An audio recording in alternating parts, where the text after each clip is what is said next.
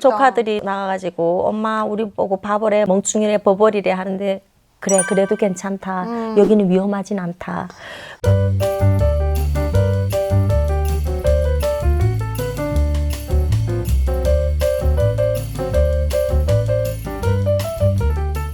여러분 안녕하세요. 피행한서TV의 한서입니다. 오늘도요 우리 정말 이 팬들이 엄청 많으신데 백미경 우리 가수님 모셨습니다. 인사 부탁드릴게요. 안녕하세요. 또 뵙겠습니다. 네. 백미경입니다.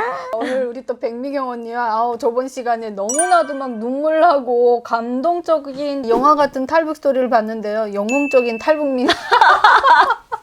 나 진짜 비행기에서 그렇게 일어나서 벌떡 일어나서 저는 탈북이에요! 막 이렇게 탈북했어요! 이렇게 정말 이거는 영화에서나 볼 법한 이야기인데 어떻게 언니가 그런 대담함, 용감함이 그렇게 있었을까? 아마 대한민국을 믿는 그렇죠. 우리나라다라고 믿는 그쵸. 이런 백이 아니었을까라는 생각이 드는데요.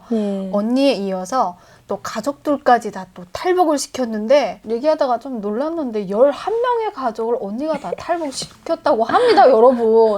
아니 내 한 목숨도 오기가 힘든데 11명이면 이건 정말 위험천만하기도 하지만 또 이 돈이 또 어마어마하지 않습니까? 그렇죠. 근데 어떻게 그렇게 하셨죠? 이게 정말 물보다 진한 피기 때문에 그런 용기가 나고 또 모든 걸 다 해서 하지 않았을까. 그리고 이 대한민국 얼마나 좋습니까? 혼자 살면은 안 되죠. 그나마도 또 될 수 있었던 게 중국을 이미 와서 10년 가까이 살 수 있었기 때문에 식구들 다 모시고 올 수 있었던 것 같아요. 근데 중국에 있으니까. 북한에 있었으면 엄두를 또 못 내죠. 그것도 11명이나.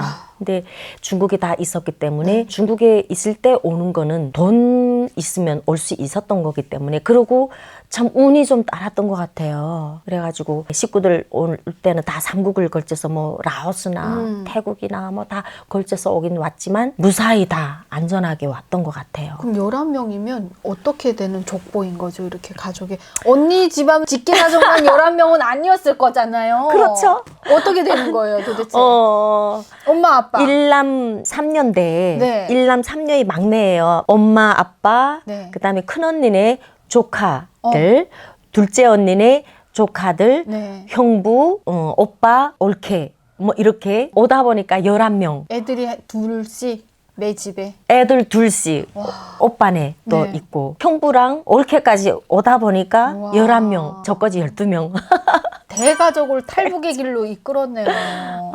근데 누구부터 먼저 탈출을 시킨 거죠? 제가 먼저 와가지고 한국에 와서 경제 활동을 해야 되니까 제일 젊은 순서로 모셔와야 되겠다. 혼자는 너무 힘들다. 돈을 벌어서 와야 되니까. 그러니까. 머리가 좋은데요, 언니. 그래서 오빠랑 언니 먼저 그렇게 하고 나서 가족 단위로 그 다음에 중가운데 엄마 아빠 모시고 엄마 아빠는 하루라도 지나면 자꾸 연세가 있으니까 힘 떨어질 때니까 그 다음에 마지막에 조카들 애들 그렇게 데리고 왔죠. 그럼 언니는 한국에 와서 이제 처음에 막 샴푸까지 중국에서 다 챙겨왔잖아요. 이삿짐을 끌고 왔는데 그 이삿짐은 국정원에서 그대로 언니한테 다 주셨나요? 나도 국정원에 들어갈 때까지도 승용차에 그냥 나만 계속 끌고 가는 거야. 내 짐은 어디 갔어요? 어디 갔어요? 하면 기다리라고 하는데 언제까지 기다리라는 거야? 다 내 돈인데. 이건 평양말 아니에요? 기다리라고 이거는. 한국인데 자꾸 평양말을 해가지고 언니 나 북한 갔나 다시 자꾸 평양말. 나는 그때 우리가 하는 말이 사투리가 아니고 한국 사람들이 하는 말이 사투리처럼 들리는 거야. 그 국정원이 들어가니까 짐을 이쪽으로 오라 해서 이쪽 방에 가니까 내 짐이 이렇게 쌓여 있는데 처음이래요. 처음. 탈북민들이 그렇게 많았는데 처음이래요. 그리고 세계가 만만합니까? 그냥 세 개가 아니고요. 이게 지퍼를 열면 3단으로 열리는 내가 2명 들어가고도 남는 이런 캐리어에다가 3개를 갖고 왔으니까. 스케일도 크네요. 진짜. 장부에다가 다 적더라고요. 얼마나 힘들었을까 그분들이. 몇 개, 양말 몇 개, 뭐 몇 개, 속옷 몇 개 막 다 해고 청바지 몇 개, 청바지만 해도 7개 나왔으니까 청바지 몇 개 이렇게 적고 돈, 나는 수표까지 해가지고 왔으니까 돈까지. 부피를 줄이려고 하니까 수표까지. 중국 수표? 한국 수표. 수표? 한국식 바꿔가지고 거기서도 상해에서 바꿔가지고 왔어요. 되나요? 그러다 보니까 네. 돈 액수까지 다 해서 이렇게 장부를 하나 만들어 놓더라고요. 그렇게 하다 보니까 진짜 한국에 와가지고 국민임대를 주고 이렇게 준다는 건 꿈도 생각도 못 했었어요. 그거를 받으면서 너무 감동스러웠죠. 국민임대 주택 받고 너무너무 감동스럽고 정말 잘 사는 멋진 인생을 살아야 되겠다. 너무 감사한 거예요. 어디서 우리 그렇게 누가 그렇게 나 그렇게 1푼 한 집을 쥐도 내가 주는 살 걸 못 집을 받아봤어. 주진 않죠. 그러니까 얼마나 감사합니까? 이렇게 맞아요. 거기서 나오면서 우리 식구들 다 모시고 와야 되겠다. 이렇게 집도 진짜. 주고 좋은데 살기 좋은데 그러니까 나만 열심히 살면 빚지고 살지 않고 맛있는 거 다 먹고 똥똥거리고 살 수 있는 대한민국이구나 하고 다 모시고 와야 되겠다는 생각 너무 굴뚝같이 한 거죠.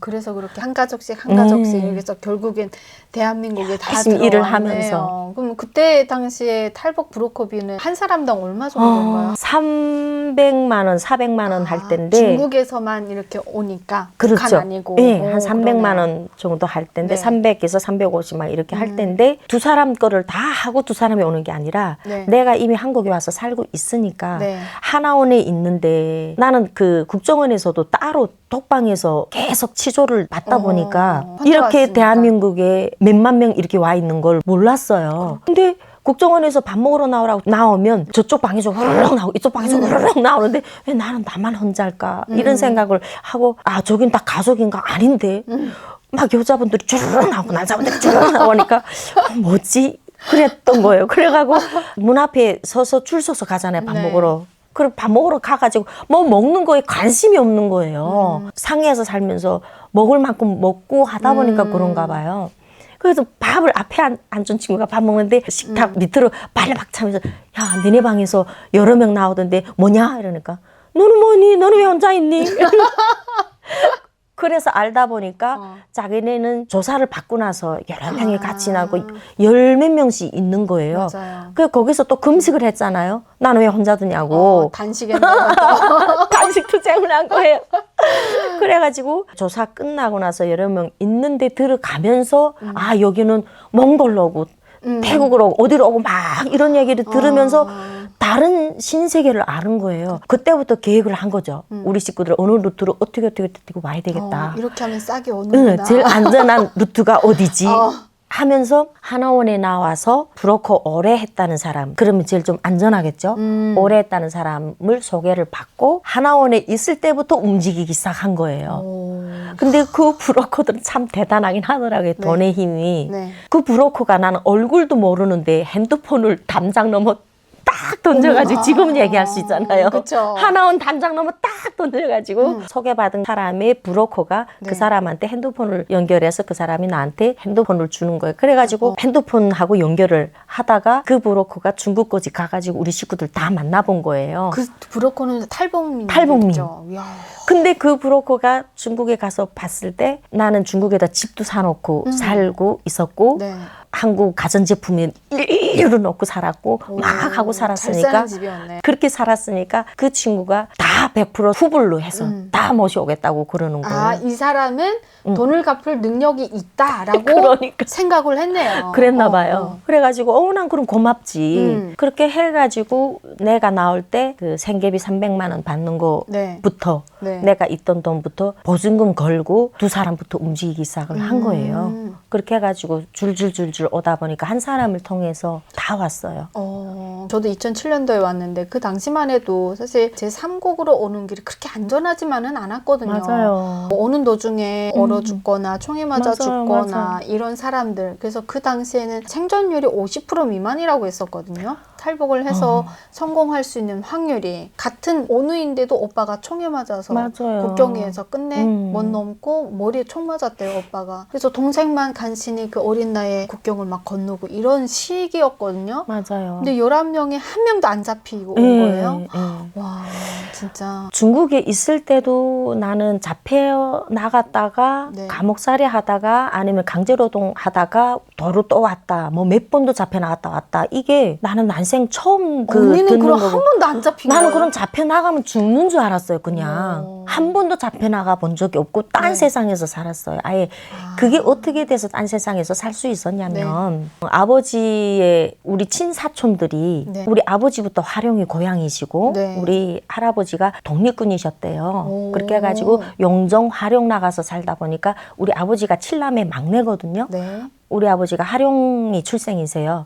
그러다 보니까 화룡을 와서 사촌들이 아주 안전하게 자리를 좀 잡았고 12명이 우글우글 하니까 애기들이 그때 우리 조카들이 막 2살, 3살, 4살 막 이럴 때니까 어디 나가도 뭐라 해도 북한 사람인 거예요. 얘네들은 사탕이라고 안 하고 샤토리라 하고 뭐라고 과자도 뭐라 하고 다 하는데 우리 얘네들은 무조건 과자 사탕인 거예요.